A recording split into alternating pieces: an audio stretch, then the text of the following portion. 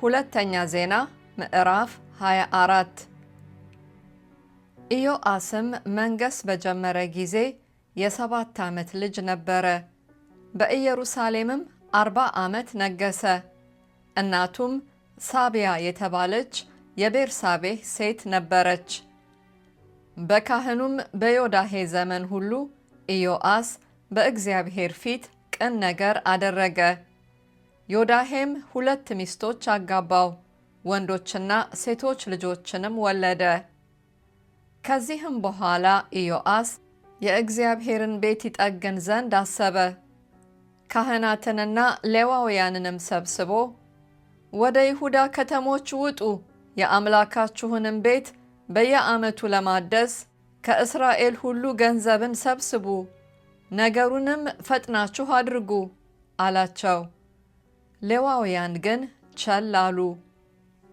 ንጉሡም አለቃውን ዮዳሄን ጠርቶ የእግዚአብሔር ባሪያ ሙሴ ስለ ምስክሩ ድንኳን የእስራኤል ጉባኤ እንዲያዋጣ ያዘዘውን ግብር ከይሁዳና ከኢየሩሳሌም ያመጡ ዘንድ ስለምን ሌዋውያንን አላተጋሃቸውም?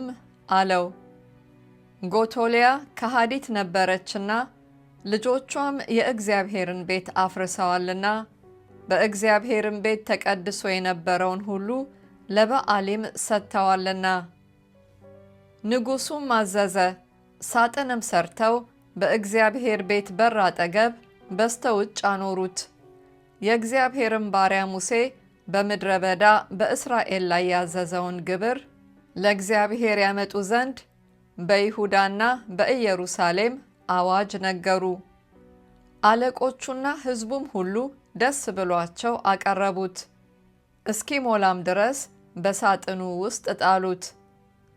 ሳጥኑም በሌዋውያን እጅ ወደ ንጉሡ ሹማምንት በደረሰ ጊዜ ብዙ ገንዘብም እንዳለበት ባየ ጊዜ የንጉሡ ጸሐፊና የዋነኛው ካህን ሹም እየመጡ ብሩን ከሳጥን ያወጡ ነበር፣ ሳጥኑንም ደግሞ ወደ ስፍራው ይመልሱት ነበር።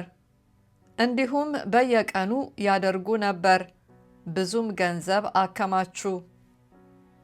ንጉሡና ዮዳሄም በእግዚአብሔር ቤት ሥራ ላይ ለተሾሙት ሰጧቸው። እነርሱም የእግዚአብሔርን ቤት የሚጠግኑትን ጠራቢዎችንና አናጢዎችን፣ የእግዚአብሔርንም ቤት የሚያድሱትን የብረትና የናስ ሠራተኞችን ይገዙበት ነበር።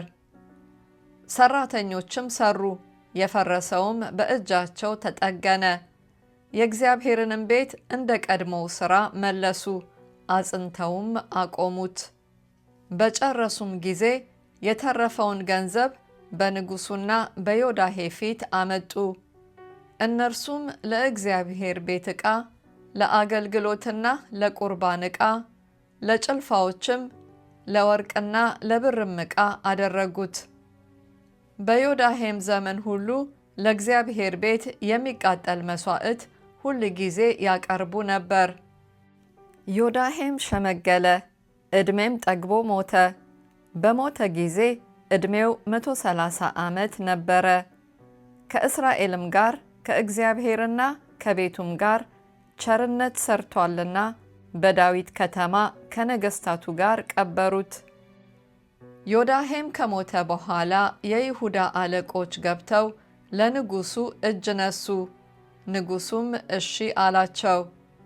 የአባቶቻቸውንም አምላክ እግዚአብሔርን ትተው የማምለኪያ አጸዶችንና ጣዖታትን አመለኩ። በዚህ በደላቸውም ምክንያት በይሁዳና በኢየሩሳሌም ላይ ቁጣ ወረደ። ወደ እግዚአብሔርም ይመልሷቸው ዘንድ ነቢያትን ይሰድላቸው ነበር። መሰከሩባቸውም፣ እነርሱ ግን አላደመጡም። የእግዚአብሔርም መንፈስ በካህኑ በዮዳሄ ልጅ በዘካርያስ ላይ መጣ።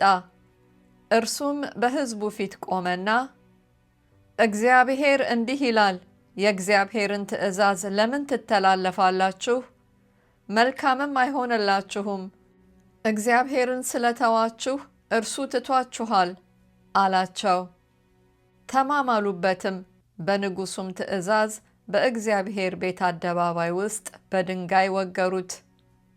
እንዲሁም ንጉሡ ኢዮአስ ዮዳሄ ያደረገለትን ቸርነት አላሰበም። ልጁንም ዘካርያስን አስገደለው። እርሱም ሲሞት እግዚአብሔር ይየው ይፈልገውም አለ። ዓመቱም ካለፈ በኋላ የሶርያውያን ሰራዊት መጡበት። ወደ ይሁዳና ወደ ኢየሩሳሌም መጥተው ከሕዝቡ መካከል የሕዝቡን አለቆች ሁሉ አጠፉ።